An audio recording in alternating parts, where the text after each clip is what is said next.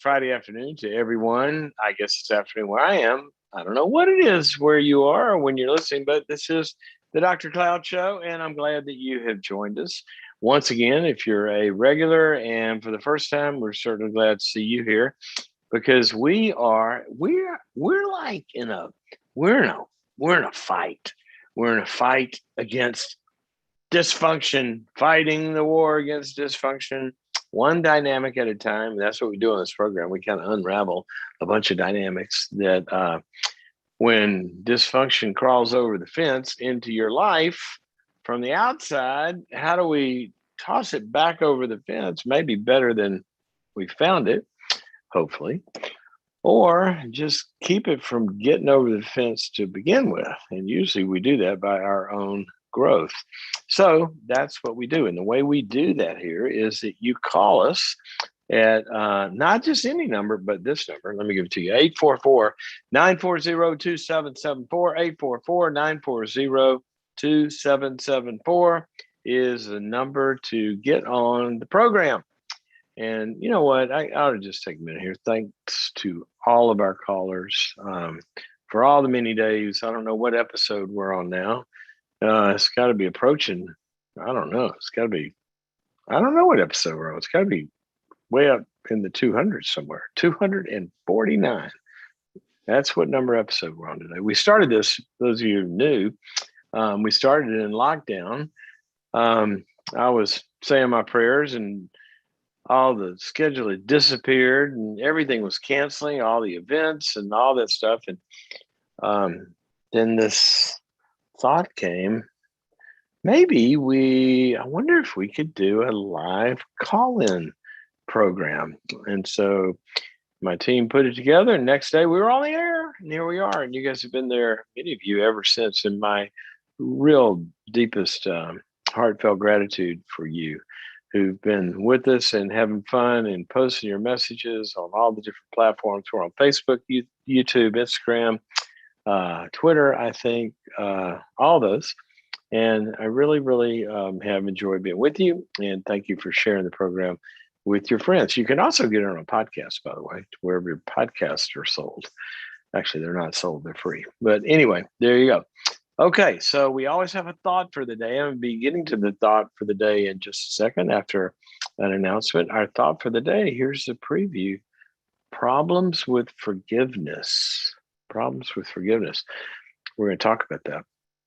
But before I do, I got to remind you, if you haven't heard, upcoming September 28th, we're having at least, I say at least because I haven't stopped at 2 hours yet on these, live webinar. We're going to do a 2-hour plus live webinar called The Art of Confrontation.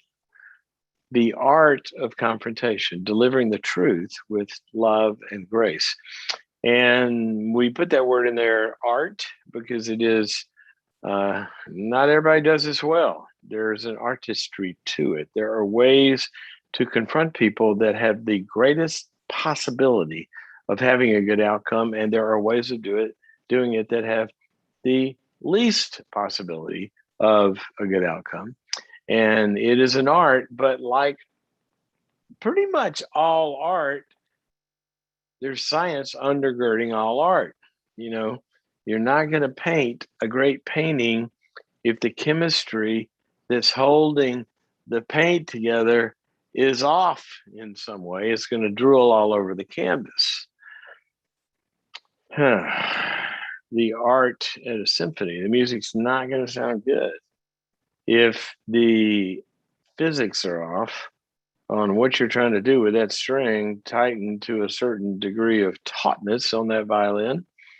And confrontation is like that. You know, there's a lot of science that we know based on lots of research of the kinds of messages that have the greatest neurochemistry, neurochemical, neurological, psychological, all of that possibility of landing well and having a good result. So that's what we're going to go into, and it's going to be very practical. I am going to leave you with not only understanding the art of confrontation, but some practical answers on many situations. Like, what do you do with a person that doesn't see that they have a problem and that problem is hurting you in some way. How do you bring that to awareness? How do you have influence in changing that? And also, how do you limit the results of if they don't solve their problem is falling over the fence in your yard, hurting your heart, hurting your brain, maybe even hurting your body, hurting your finances, hurting your property, hurting your time, hurting your dreams, hurting a bunch of stuff. Sometimes we need to confront something to stop pain that's happening by the hand of another person. Sometimes we have to confront to stop enabling somebody who's not taking responsibility for their lives. If you ever had a relationship with somebody, they're not taking responsibility for some area of their life, financially, emotionally, whatever. And because they're not taking responsibility, consequences are hurting other people. Well, that's when a confrontation is needed. Sometimes we confront people not for our own good, but for their good. What if you got a loved one, a teenager, a spouse, a friend, a family member, a coworker, that you look at their life and you see, gosh, what they're doing is not good for them. And I want to be a redemptive agent to step in and confront this. So maybe I can even save their life if it's something serious, or at least save their well being, or save them from one more bad relationship or one more lost job or whatever it is we're trying to help somebody with. Or we just want to help somebody grow. There are many scenarios, and each one kind of requires a different approach with different elements. That's what we're going to be talking about. It's going to be very practical and equip you to do this. So it's called The Art of Confrontation, September 28th, live right here on this channel, wherever you're finding us. And guess what? If you can't be there live, no worries. Sign up for the live event. You will be able to download it at your leisure on demand as long as you're registered.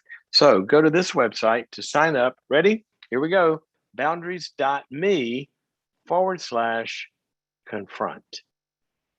Boundaries.me/confront to get signed up for the big event. All righty. And while you're there, check out boundaries.me. It's a great place. We have communities, we have courses, we have answers, we have development, a lot of stuff going on at boundaries.me. Go check it out. Okay. So, how about this word? Forgiveness. Forgiveness. When you hear it, what does it do?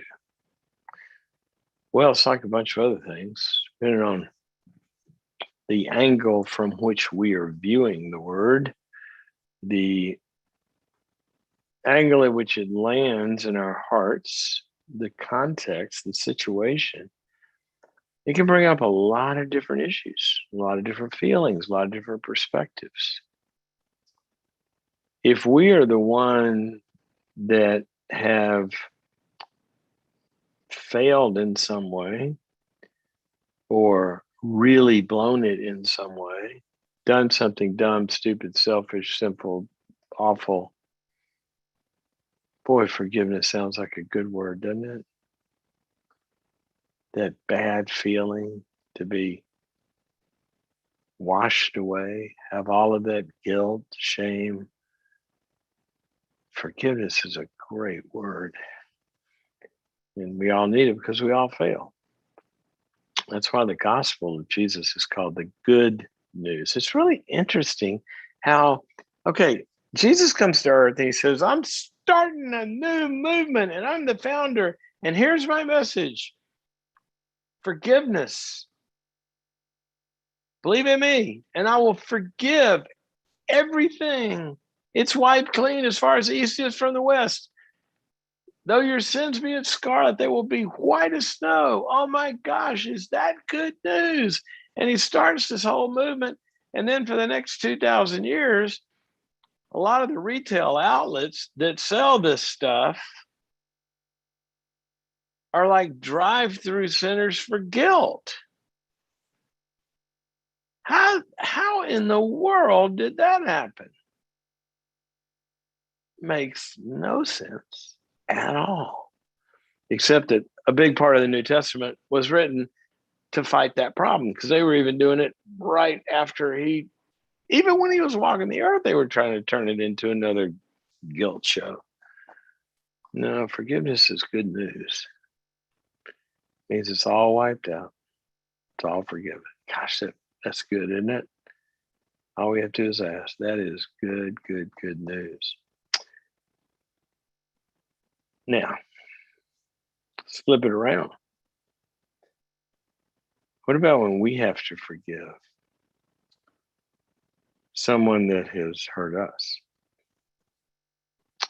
Well, there's some problems with that. And I just want to mention just a few minutes while the calls are coming in. 844-940-2774 is our number. 844-940-2774. So I just want to mention a few of the problems with that. One is the big one. How could I forgive that? I mean, somebody's done something really bad to you. Here's the problem. To forgive it and let it go, it feels like to some people. So I'm kind of saying it doesn't matter. That's what it feels like. If I forgive it, it's kind of like, oh, well, I guess, it doesn't matter that you hurt me this bad, that you devastated my life. And to make it matter, to have it have the weightiness that it has, it's like I've got to hold on to it. Or it doesn't matter. It's like for naught. Like I don't matter. Because you treated me like I don't matter. If I don't hold on to it, it is of no consequence, right? It's like no big deal that you did this. And that's what it feels like a lot of times. When we let something go, the Bible's language for this about forgiveness is to cancel a debt. Like somebody owes us. You hurt me, you owe me, and I'm going to extract that payment. And we extract that payment by being angry and holding on to it and punishing someone. Everybody should get their punishment, right? But if I don't, it's like it doesn't matter. That's how it feels. So what do we do about that one? Well, the first thing is to realize, and once you really, really, really get this, it really helps with that feeling. To forgive someone is not to sweep it under the rug. It's not to say, no big deal, don't worry about it. It's not a big deal. Kind of let it go. Act like it didn't happen. That's not what forgiveness is. In fact, in order to forgive requires us declaring that what happened was wrong and bad. See, there would be no forgiveness if there weren't something wrong. So I want to encourage you, the act of forgiving does not negate that something awful happened to you. It validates and reinforces that something bad really happened to you. Because otherwise, what are you forgiving? See, forgiveness requires the debt. So when you're forgiving somebody, a very important step is at least internally to yourself, sometimes to them, many times wherever. Sometimes you can't talk to them, they're dead. But it requires naming the badness of whatever they did. Really naming it, making it as bad as it was. And only then you say, and now we'll forgive it. Forgive what? Forgive this huge debt. That's what you're going to write off.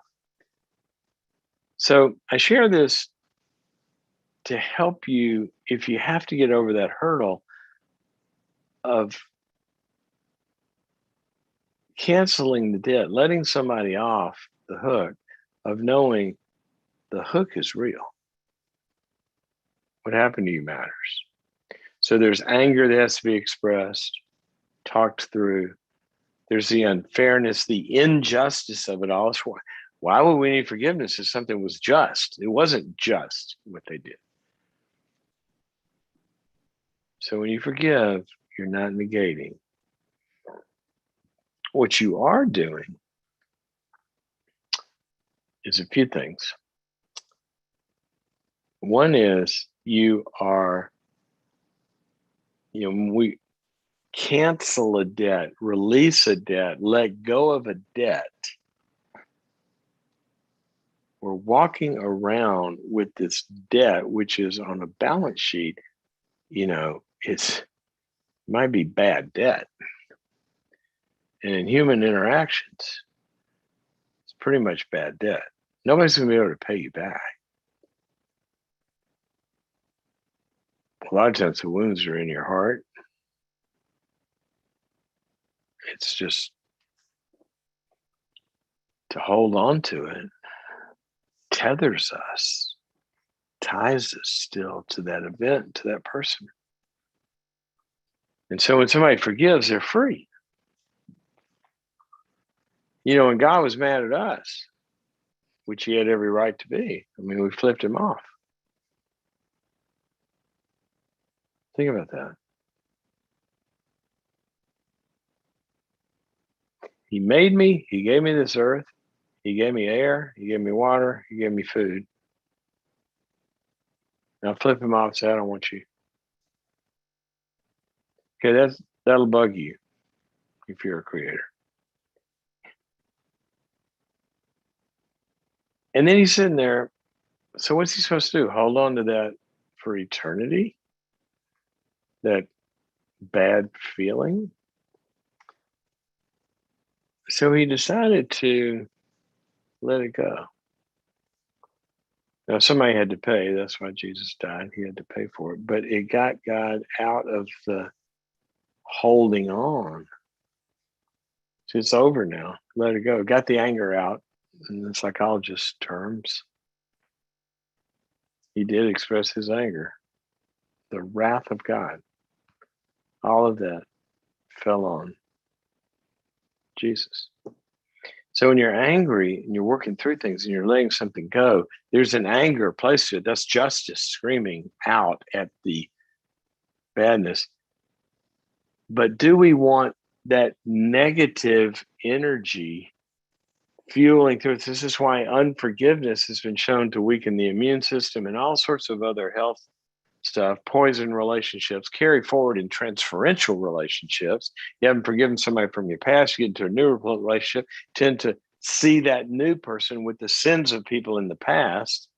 So a lot of people have problems with bosses and wives and husbands and authorities and all sort of stuff because they're carrying that debt that other person owes them, and they transfer it to the next relationship, and then they're trying to extract payment from them, and they ruin the next relationship. See, unforgiveness will go forward because we're holding on.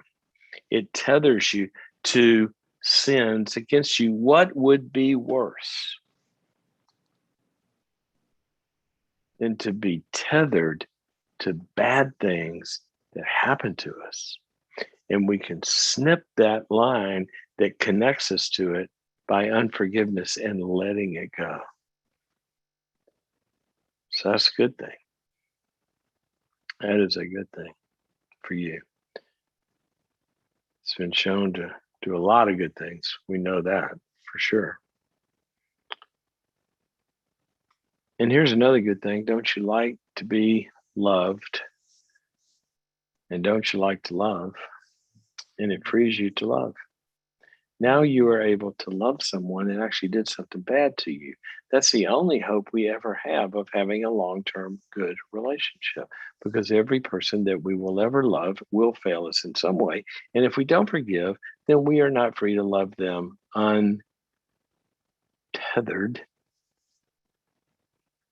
to the way they failed us. So you're in a relationship, which if you are, you're going to hurt each other. You're going to fail each other in some way, some big, some little, or whatever. So is that the end? Well, it will be the end of all the good stuff if we don't forgive. So if we can let it go, then obviously we can have a good future. If we can't, we're dragging that forward and we're not free to love. And then if you're a loving person, remember that I started this whole thing about, gosh, doesn't it feel good to be forgiven? Yes, it does. Loving people want good feelings for other people. That's what loving people do. So loving people want to be able to grant forgiveness to other people so that the other people can experience something wonderful that we've already talked about, how wonderful it is to experience. Loving people do not derive pleasure from the suffering of others. The Bible says that God does not derive pleasure, takes no pleasure in the destruction of human flesh. He's not a sadist. A lot of people are. They like it to make people feel bad, to hold on to that. But loving people want people to feel good. So to grant forgiveness to someone fulfills your heart as a loving person. You've just reached one of your perpetual goals every time you forgive. Not only that, what you've given to that person can change their life.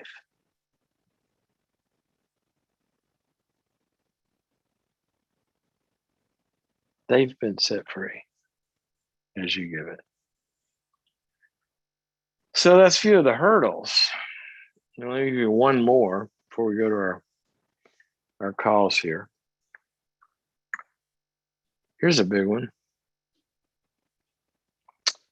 I can't forgive them. They'll just hurt me again. Okay. Here's one I really want you to think about.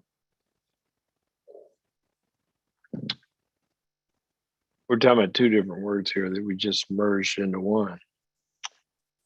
I can't forgive them because I don't want to get hurt again.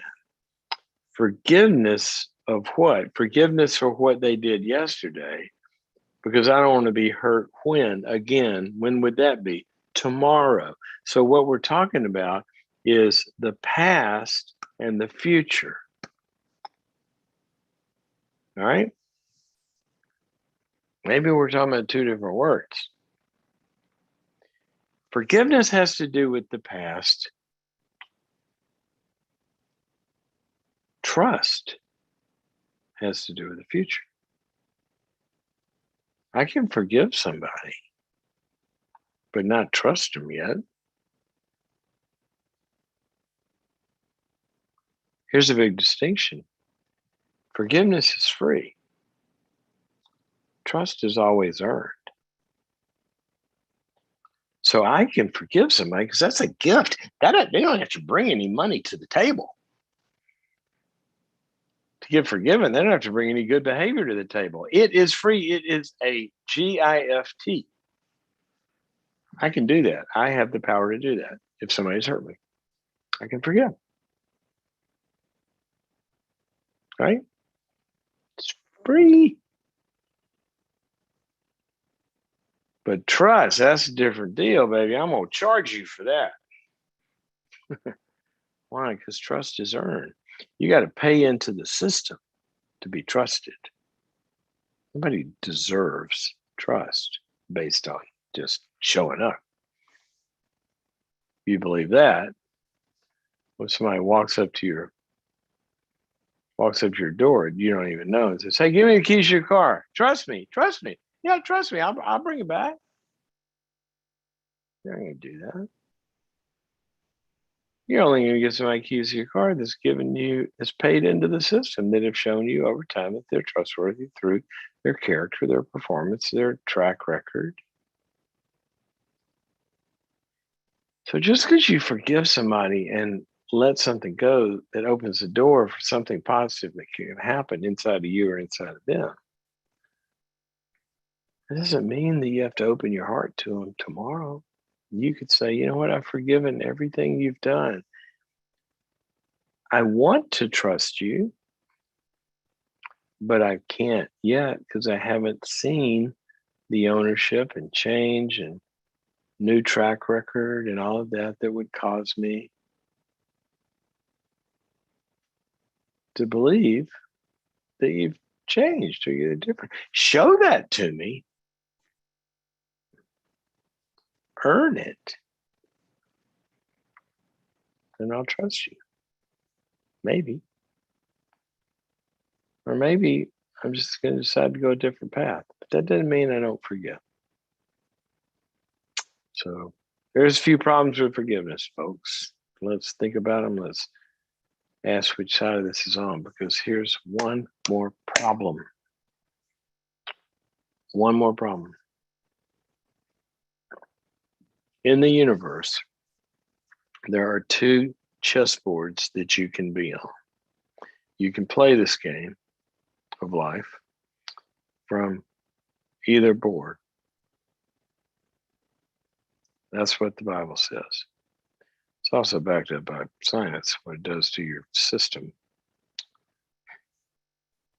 One board is a board that operates on grace and forgiveness and truth.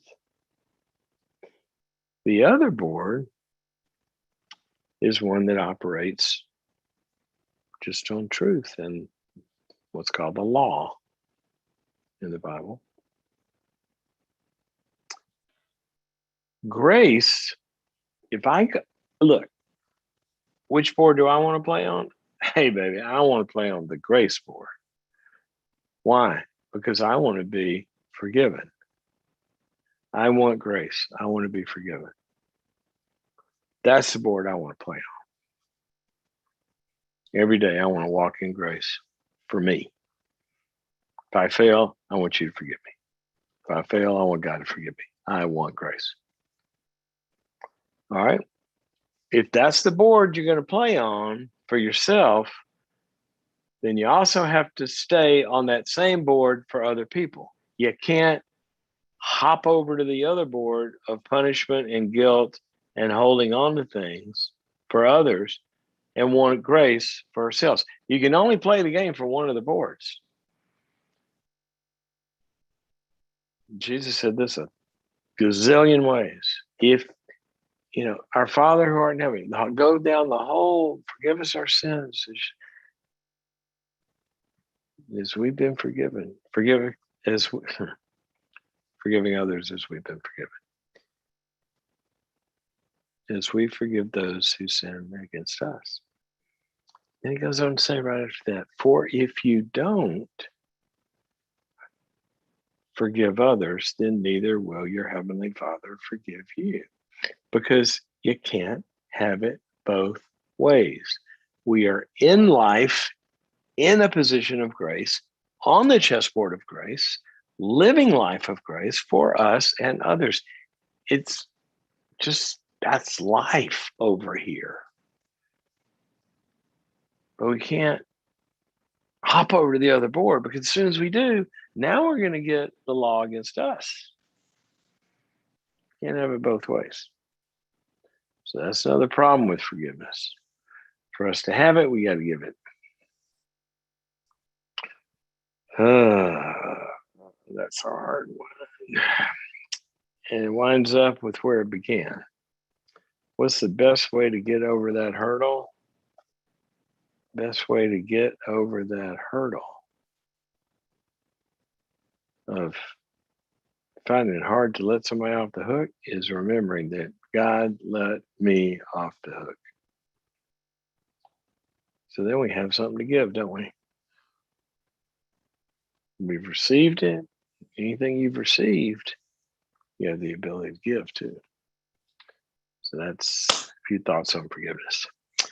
All righty, let's go to the phones and talk to Benita, who's watching on YouTube, and Benita's calling us from Maryland, where I just came from. Benita, welcome to the program. Yes. How are you? Thanks. I am so happy to talk to you. Oh, well, I I'm so happy appreciate to your talk to you too. opinions. Oh, well, Your I hope it's opinion helpful. means, I hope so too. You know, I just came from about 4 days on the Chesapeake. And You did? yeah, a lot of towns, Baltimore being one, and up and down. It's so beautiful up there. Really had a really, Yes. really great, Yes. great experience. Very, very nice. So tell me how I can help you. I'm really familiar with the Chesapeake Bay. I have a business that does boat interiors. So, yeah. How about that? So, well, I could have shown you around. You could have. You know, I am a lifelong boater. It's one of my two big passions, and I've had lots of boats. I love boats. I love boats. Me too. Have to confess my covetousness, or however you say that word. Anyway, so tell me what I can help you with. All right. I have anxiety that seems to have stemmed from a car accident that happened a year and a half ago. I was rear-ended, and I sustained injuries that were neck, back, shoulder, hip, and went through therapy for all that. It was muscles and torn. Some things inside were torn, but it wasn't anything that stopped me from, I didn't break anything. I didn't go in the hospital. It was just a lot of pain, and soft tissue pain can be awful. Yes. Terrible. So, but during that time after the accident, I started to feel differently when I was driving. I was pounding on my brakes when I had to stop so the person behind me could see the lights. Yeah. I would be afraid to go over bridges. I was afraid to go in the rain and the dark. And it was like, who is this in me? I'm not ever like this. And that continued. I didn't stop driving. I kept saying, you're going to get over this. That's ridiculous. Good for you. But then, hang on. You were nausea. doing that. Hang on. I was complimenting you there for a second until you said until you said this is ridiculous. It's not ridiculous at all. It's unavoidable brain science. It makes 100% sense, and I can tell you why in a minute. But you did do the right thing in not letting it stop you, because that's one of the big parts of retraining your brain, is to continue to drive. So anyway, go ahead. Just stop saying it was ridiculous.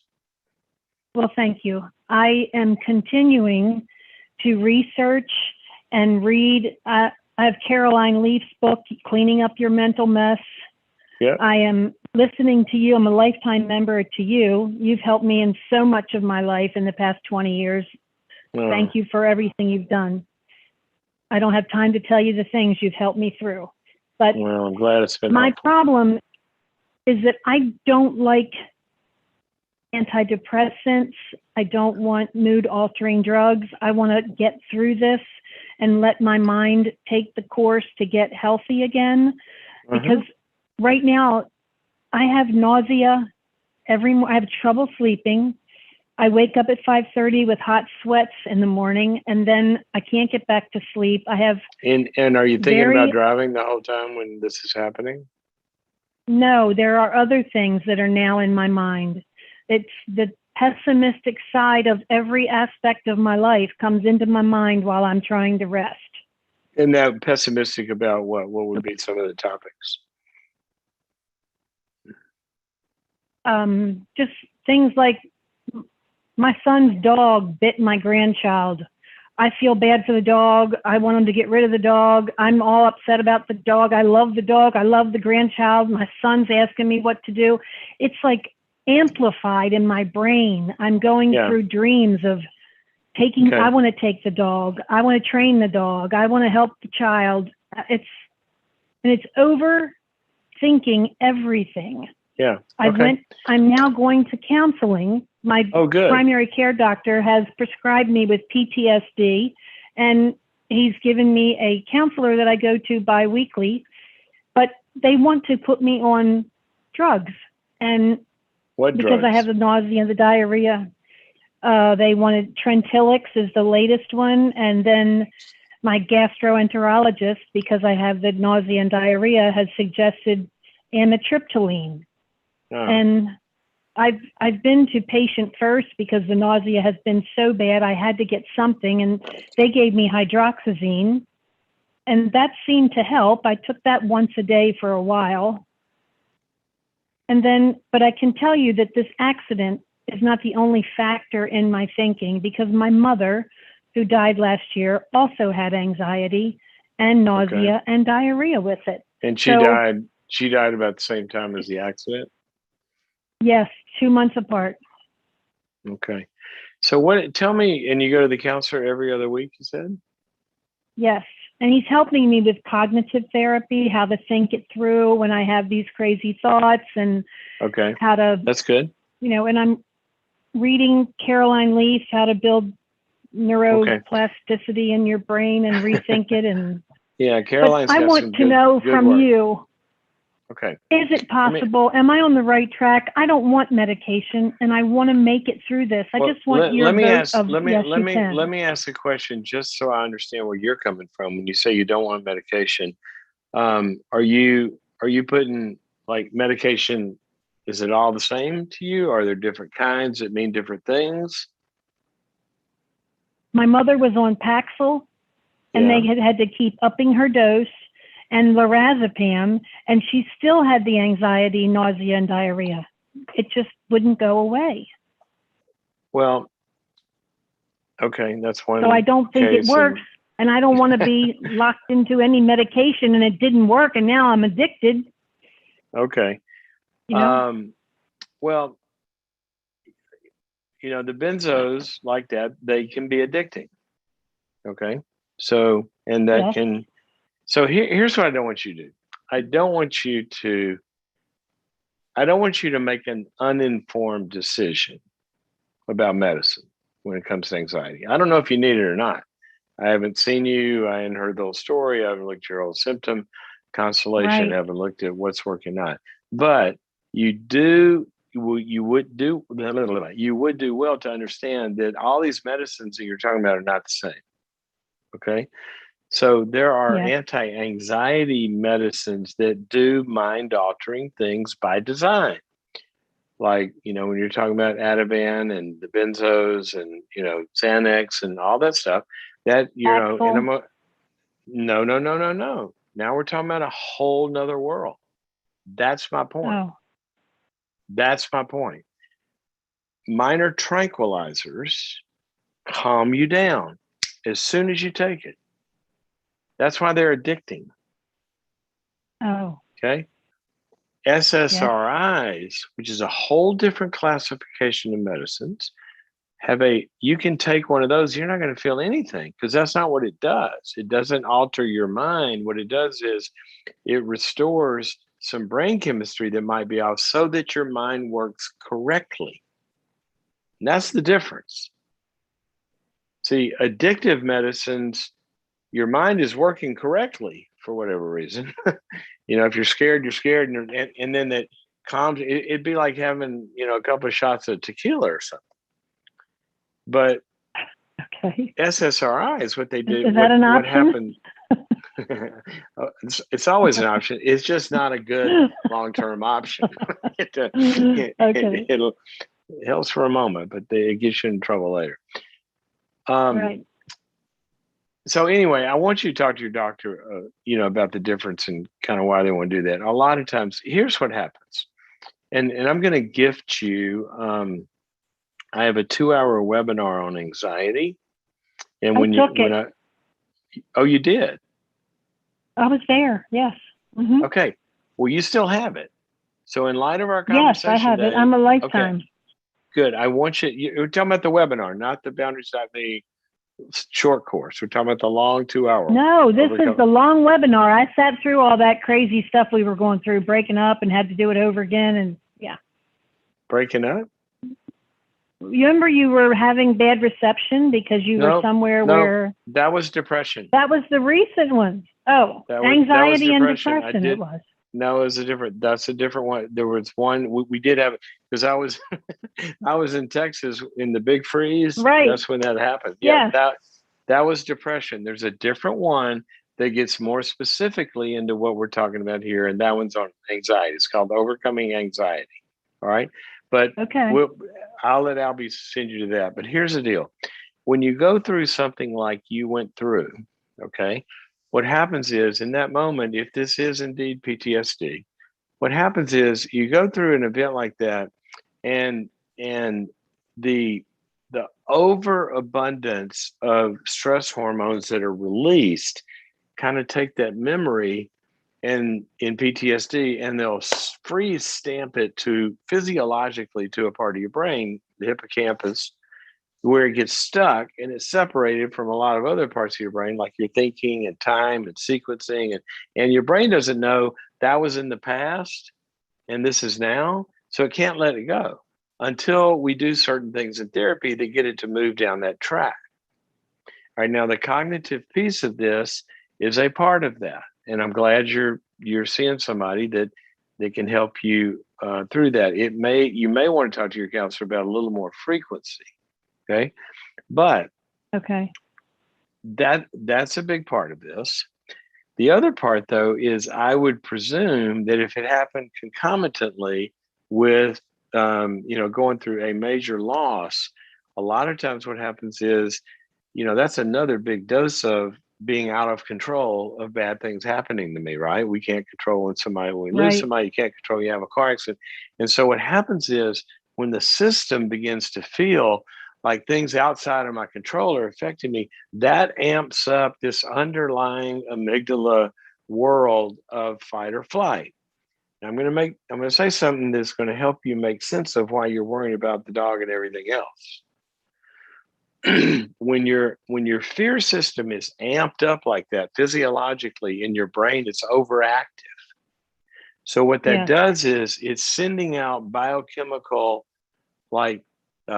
little charges all the time that by the very nature of those hormones that feel like dread, something bad's going to happen. It's a dread feeling. You know that feeling? Yes. Yeah. So your body feels this dread, and then your mind has to make sense of that. And so it's got to think of something that explains, what am I dreading? Oh, it's because the dog's going to bite somebody again. Or it's because I'm going to have a wreck. It's impending doom. Impending doom. Impending doom is exactly the right word. And so your system is creating impending doom, and your brain's got to figure out, why do I feel impending doom? Well, the plane's going to go down. The stock market's going to crash. I'm going to get COVID. A million things to explain the physiological feeling. So what's got to happen is that cycle's got to be broken. And that's why you got to get into all the stuff that your therapist will help you with, and maybe some more. And there's other kinds of things that you guys can add to the picture. But this is totally, the kind of thing that we do know how to treat. I want you to listen to the anxiety webinar, but it's going to boil down to, I want to give you a few suggestions. Keep going to therapy if your therapist is good and you like them and y'all think you're on the right track. But also, you might want to add to it someplace where you can really go deep into processing both of these and talking through what happened both in the accident and with it was your mom, right? When did she die? Yes. February of 2020. Okay. And so processing all that.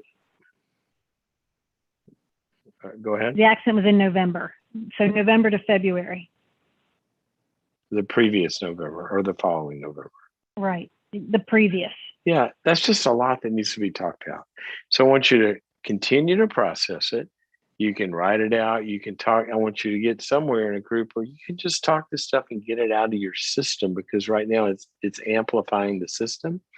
And then continue, if everything else works out and it's safe and reasonable and all of that, continue to, when you feel these fears, I'll give you a little way to think about this. That's just your body. And as you notice, you can't talk yourself out of it, right? Right.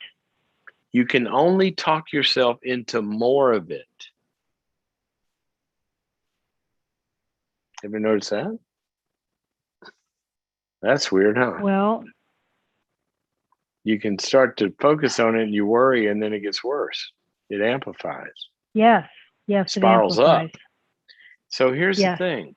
In the part of the cure system of this, you learn to normalize, oh, that's just my body feeling afraid. Oh, that's just those hormones. Oh, there it is again.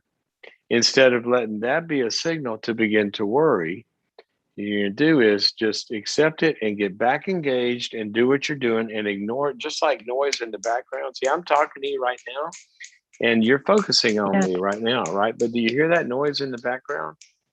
So you can't focus on Yes. both at the same time. Right. So You we're going to can't. just ignore this and stay connected with whatever you're doing in the moment. Even though your body's going crazy, you're going to ignore it and keep doing what you're doing. Gradually, that's going to diminish because your brain's going to learn, oh, there's no danger here. But when we feel that, and then we start worrying, and then we go, and then we avoid stuff and all that, that reinforces it. So what your I got it. therapist is doing in cognitive therapy is giving you some ways to think that aren't reinforcing the fear. And that's probably very, very good. Okay. Sorry. I got to go to some other. You did the job. You did just what I needed you to do, and I appreciate you so much. Well, you're very welcome. I really Get Albie to tell you how to get that anxiety. You've already paid for it if you're if you have that full access thing. So you can go to boundaries.me/anxiety. And got to get some other callers, but thank you so much for your call, Benita. And you're already caller of the day because you like boat interiors. I could talk to you about boats for a long time. Okay, let's go. Where are we? Let me see. Just kind of, I'm looking at, here we go. Joanna calling us, watches on YouTube from New York State. Joanna, welcome to the program. Hi, Dr. Clown. I have a question Hi. about marriage. Whoops, I lost you. You had a question about marriage and what? Oh, values and dreams. Values and Can dreams. you hear me okay? You're kind of Yes. faint. Are you talking on a So- headset or something?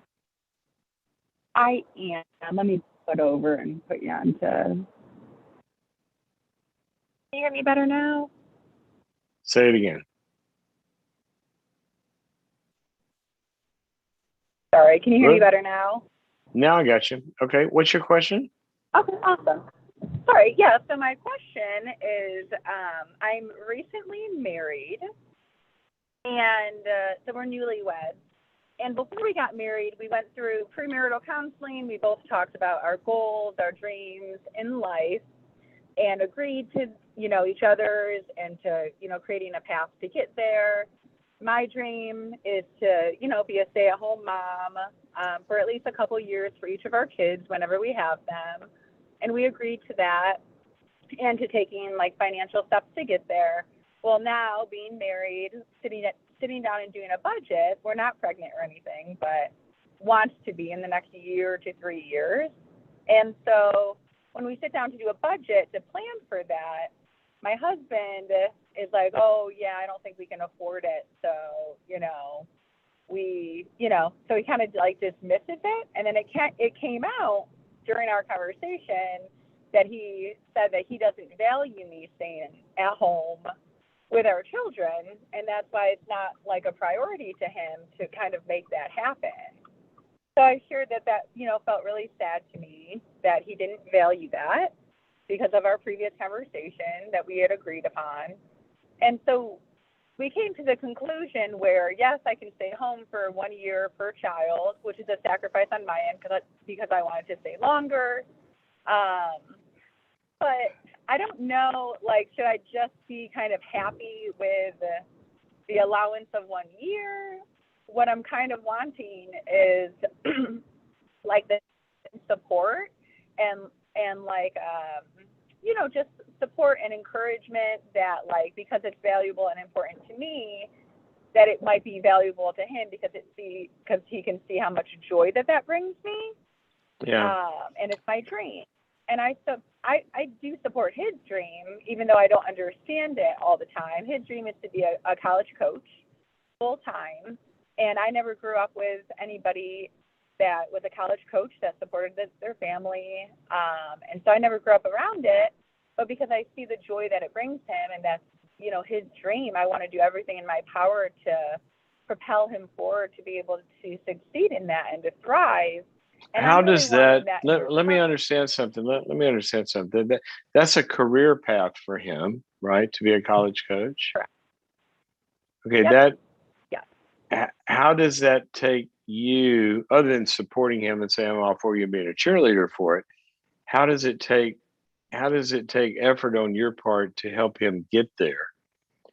Your dream, it takes both of you, right? So what do you have to do? In other words, if you don't do what would keep him from being able to do that on his own? In other words, you guys have your own paths. Why can't he go be a college coach? Why does he need your help to do that? That's what I'm trying to figure out. Yeah, that's a good question. So in order to be like a parent and a college coach, not necessarily just a college coach, but in order, like in a family setting, to do that, because it involves traveling and long hours, and financially it doesn't pay very much. So it would require me to have a certain amount of, like, a job, a threshold of, getting paid a certain amount. It would also require me to be home a certain time to take care of our children whenever we have them. And it also, I think that's mainly what I would have to provide or do on my end in order for him to succeed as a college coach. So I would have to maintain a certain amount of income in order to maintain the lifestyle that we have. In order to maintain what lifestyle? Like, paying rent, having cars that, we maintain, having a dog. We currently have a dog. Okay, is this the only place? Is this the only place that you guys have this conflict, or is it? Because what I'm just asking diagnostically. Does he take a stance? Because he's got maybe some incompatible wishes. I mean, sometimes we can have incompatible wishes. We might, wish for, I want to have a certain profession and I want this lifestyle. Well, that kind of profession doesn't give me that kind of lifestyle. So I might want two things that are contradictory. I think that has happened in more than just this area. Okay, that's what I'm asking, because it sounds like when it comes down to it, at least in this area, he's wanting you to adapt, but he doesn't want to give up anything on his side. Yeah, that's how I'm also experiencing it. Well, at least that's how it sounds. I don't know if that's true or not. I don't know what he would say. But what you might do, are y'all still in the place where you were is the person that you went through the premarital counseling with still available to you? Yeah, so we actually do go to marriage counseling just to continue on like a good footing for the first year of marriage. We just want to. And is it the same person? It is a different person. We went through premarital counseling through our church. We are seeing a licensed professional for marriage counseling. All right, and you're bringing this up there? Correct. And so we had a session yesterday where it was brought up, and there didn't seem to be any, it was the last 10 minutes that we were kind of starting to wrap things up where it had come up. And the counselor didn't really address it. She kind of was like, okay, well, we're going to wrap it up. And so I was like, all right. So there wasn't any focused attention on the incompatible. Well, it might have been that it was the end of the session, and who knows why. But one of the things that I would go in and ask, you know, in the counseling scenario with her and him, is I would say, I'm kind of struggling with something here. And here's my struggle. And I want you guys to help me with this. When we're talking about our marriage and how we come together to support each other's dreams, unless I'm missing something, it sounds like that I'm the one that's being asked to do all the sacrificing. I would like for both of us to have some sacrifices in our column. That's how you make a relationship work well. So can somebody help me with that? Because I'm struggling with that. And I would bring that, as an issue.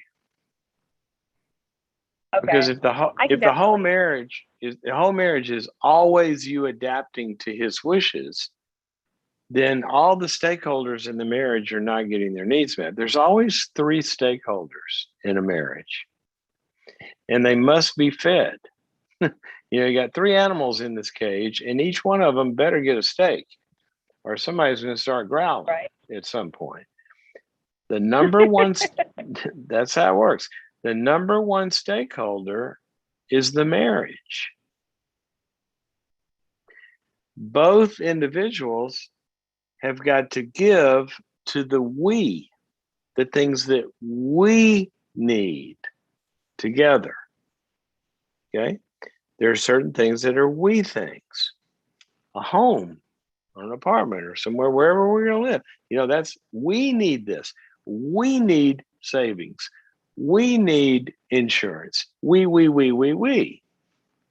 have dreams that are ours together. These aren't one or both of you, or one or each of you. This is we thing. And that's only one stakeholder. There's also two other animals in this cage that get hungry. Not only does the marriage need some things, but he needs some things, and you need some things as individuals. So what we got to do is look at the whole pie of resources and start to make sure that everybody is both receiving, but also not getting some things because they're given to the other parts that aren't them. And if that breaks down, that's where, and it always breaks down. I mean, it's like a boat. You got to autopilot, you got to get back on the heading. But I would kind of talk about that and say, I just want to make sure we're both getting what we need, but we're also both sacrificing some things too. And it seems a little not equal to me or fair. Now, I'm not saying it's always fair. We want to give better. We want to do more than fair. If each of us is one of my favorite verses, it says, considering the other person's needs more important than our own. If both people are doing that, you got a pretty good deal. But anyway, that's helpful, because I felt like, should I just be like that verse, right? Like, should I just be considering his needs as more important than mine and give up my dreams? Like, that doesn't feel good. Well, a lot of times we do that. We do it every day. I mean, I did it at lunch today. We're on a trip, and I wanted to go have certain kind of food, and Tori wanted something else. And I said, all right, I'll give mine up for her dream, right? But if that happens all the time, every situation, every dollar, every moment, everything, then that's not going to be fun for anybody. Yeah. Right? That's helpful. So we always want to serve each other. But in a good mutual relationship, there's mutual serving going on. I'm not trying to play tit for tat, but it can't always be one-sided. And I would bet, now here's the other thing, and then I got to go to another caller. I want to give you another thought on this. There are a lot of college coaches out there that have kids. So somebody has figured this out. All right, so maybe what y'all need is to broaden the circle of information and say, let's get curious. let's go talk to some people that have pulled this off and let's find out how they do it. And then you're going to learn in objective ways, and he's going to hear in objective ways what each one of them had to do to make this work. But there are a lot of college coaches that have children. I guarantee you. There are a lot of professions that call for long hours, and there's a lot of professions that call for travel. Mine's one of them. It can be done. And so you got to get out of that small circle and get curious, lock arms and say, let's go figure this out. Let's go find out how some others have done both. They've had college coaching careers and children. Let's go see what that cost and find out how to do that. That's another approach I would take. Very cool. Thank you. Okay. Thank you for your call. You have helped a lot of people by bringing up something that is basically kind of like, it's sort of like what happens in a relationship. When you're by yourself, you can pretty much do whatever you want to.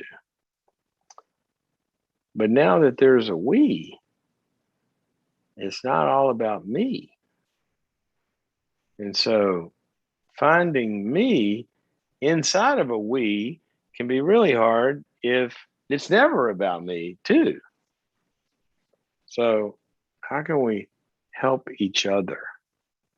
How can we meet each other's needs? One of the great marriage researchers, John Gottman, has as one of the principles that all of his research has shown over the years of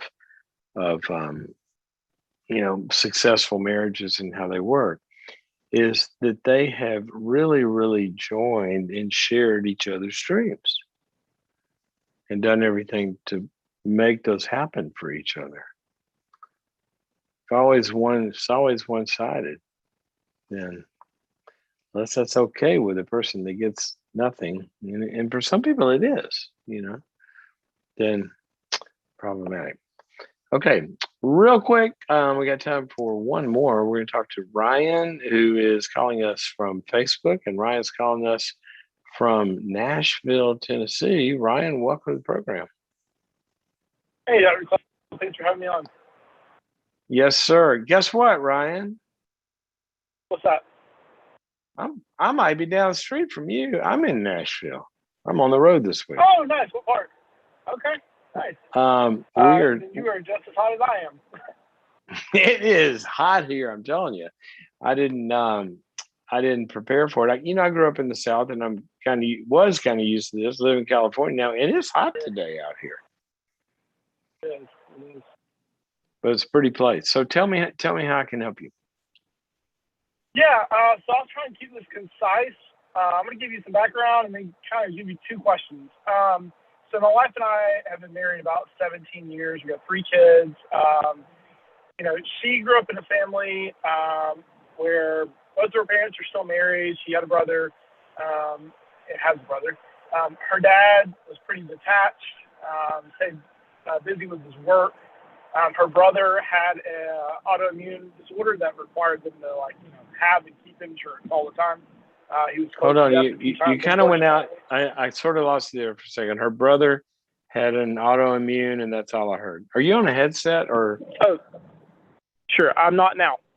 Oh, that's better. Okay. Yeah, so her brother had her brother had a autoimmune disorder, born with it, and unfortunately, he was close to death a few times as a kid. And so her dad really just stayed focused on work and not much else. And so she didn't get a whole lot of attention from him.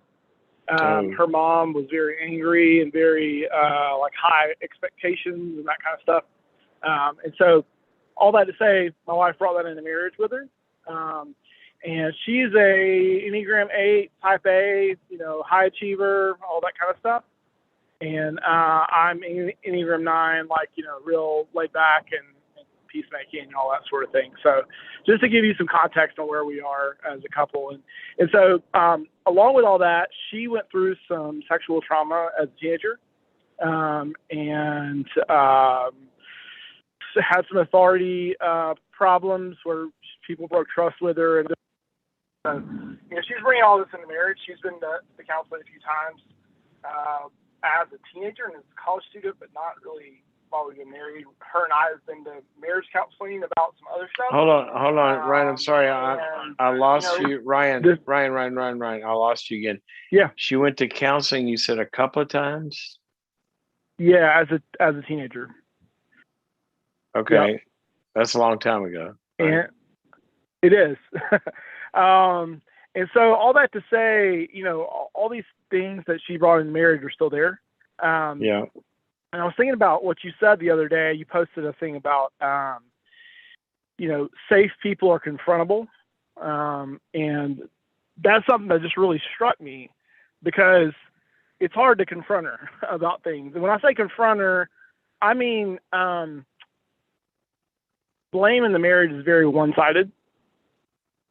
And I feel like a lot of that has to do with trust and, there are high emotional walls and this kind of stuff. Has your marriage counseling addressed any of this? Not well. And so the last counselor we saw started to kind of push on some things with her childhood and that kind of thing. And she pushed back against it. And so to give you context there as well, when we were going to marriage counseling, it was actually about a pornography problem that I had. And so I get that she was hesitant to really deal with it at that point. But even then, she kind of shut it down once it came up about her childhood and some of those things. So that, I'll be glad to fill in more details. That's kind of the general background. And so my question really is twofold. Are you in marriage counseling now? Are you in marriage counseling now? No, we're not now. Okay. If I had to say how our marriage was, it's average right now. If you had to say what is this average? Average, our marriage is. Oh, okay. And you felt, and the main problem that you're struggling with is that you can't talk to her about problems? We can't really connect. Because I feel like when I say we can't connect, there's not a mutual understanding about really what's going on relationally. Does that make sense? Well, it could. Give me an example. If we have a fight about something and we try and talk it out and really get down to the meat of what the issue is beneath the problem, either she shuts down quickly and just gets angry and worked up. Her window of tolerance is very small, if you will. Or either it just all comes out toward me and it's just anger and it's my fault. And so there's not. Does she understand? Does she understand apart from those moments that happens, that this is an issue? In other words, a lot of times you'll see somebody that, in the moment they get defensive, they get reactive, and and then later they calm down and they go, gosh, I see that sometimes I do that, I'm sorry. Or does she have any capacity to see that she might have a pattern like that? There's not much of recognition. At least she doesn't tell me. I mean, that's what I'm saying. Conflicts don't ever truly get resolved because we don't circle back around to it. Okay. And when I've tried to, it's not worked out. And how do you try to? Just whenever things are calm again, to try and find a time to come back and say, hey, I don't feel like we really talked this through and that sort of thing. And usually it just gets her anger back up again. And what does she do? What does it sound like? What does she do when you try to bring up, gosh, we didn't really resolve this, and then boom, she says what? It's either that her mind is working at a higher speed than mine, which honestly sometimes that's the case. She's just able to craft an argument to put the blame on me. Or it is yelling and go sleep in another room, or you just don't get it, or those kind of things. Yeah, that's pretty tough. And to be honest with you, I've felt a little gaslit in the past around that, but the past few years, I've kind of understood what's going on. Yeah. Because it, to get that kind of stuff, sometimes, I mean, you said it's your relationship, you'd say is kind of average. So there must be some good times as well, because that's not average, right? Yeah. So there's, when she's not activated or flooding, there's a lot of good times that you guys will have if you don't get around the conflict. If it's,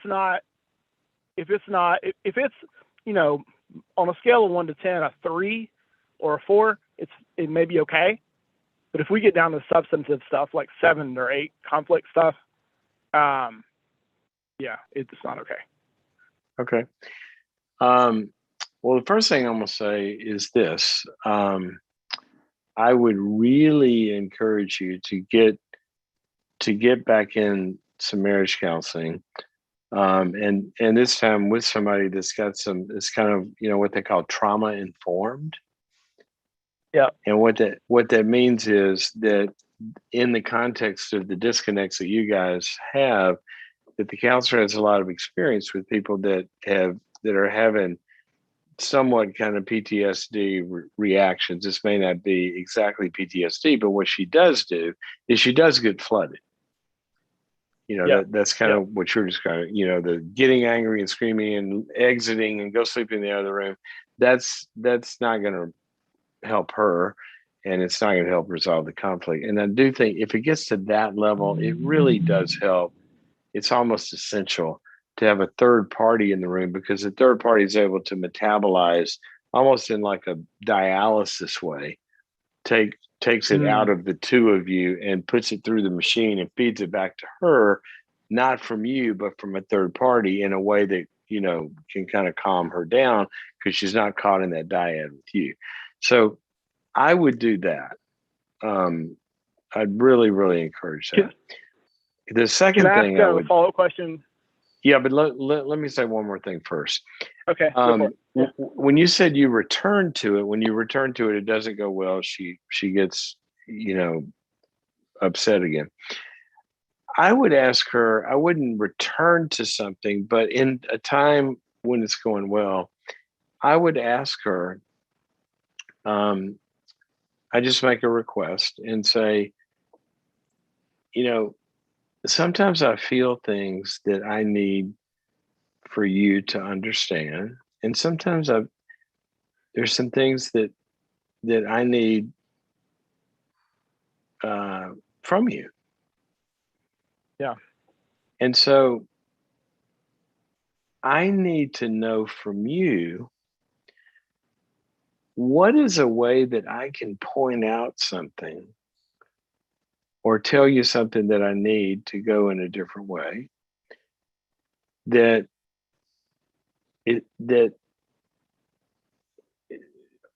doesn't feel crummy to you, or doesn't hurt, or doesn't. Tell me how to do it, and engage her to solve that problem with you.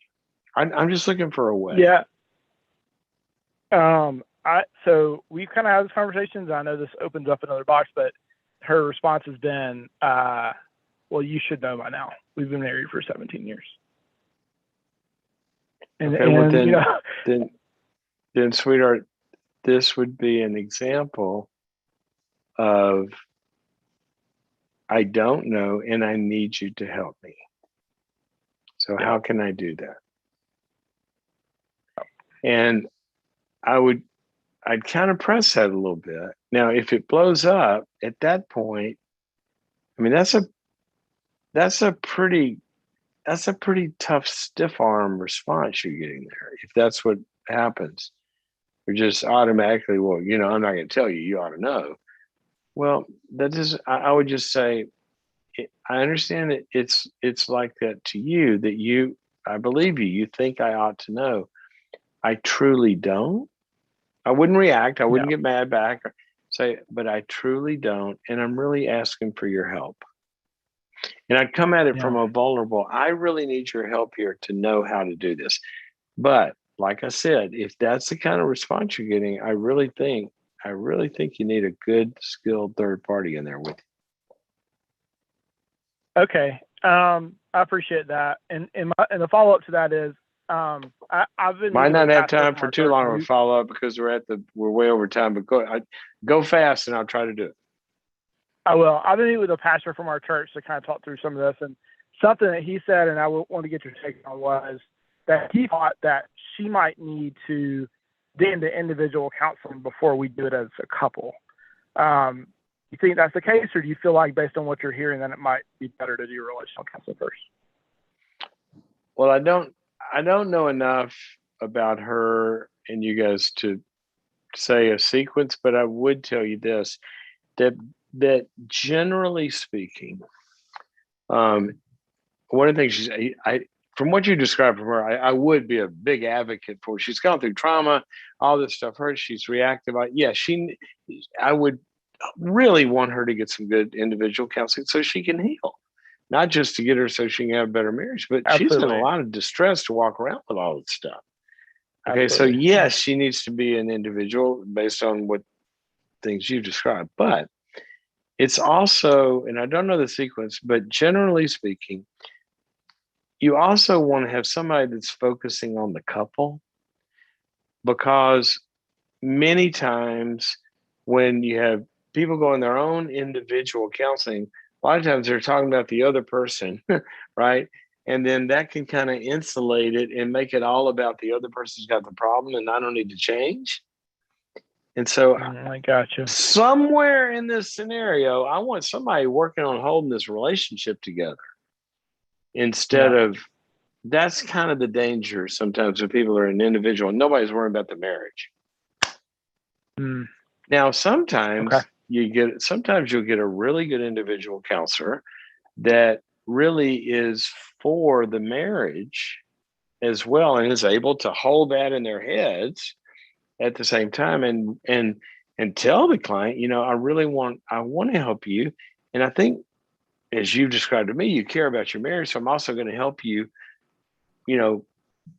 look towards your marriage and do the things that are going to help there. And that can, obviously that can work. I just always like to, if possible, when she's an individual, she's the client who should receive the benefit from that.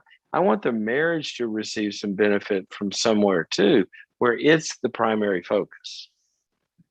Yeah. Generally speaking, sense. I can't say exactly this, and your pastor may know way more. And sure. And maybe for some reason he or she thinks that, I don't think she can handle the, getting in a room for the couple. I don't know. But normally that's what I like. Okay. Got to hustle. Okay. I appreciate it. And maybe I'll see you. I'll bump into you at dinner tonight out there in Nashburg. Oh, it'd be great. Okay. Be great. Thanks for your call. Oh, by the way, Ryan, talk to Albie. I want to make sure that you get, we want to gift you. I've got a webinar that maybe y'all watch together even on, it's called The Marriage Equation. And it covers a lot of things that I think apply here to you guys.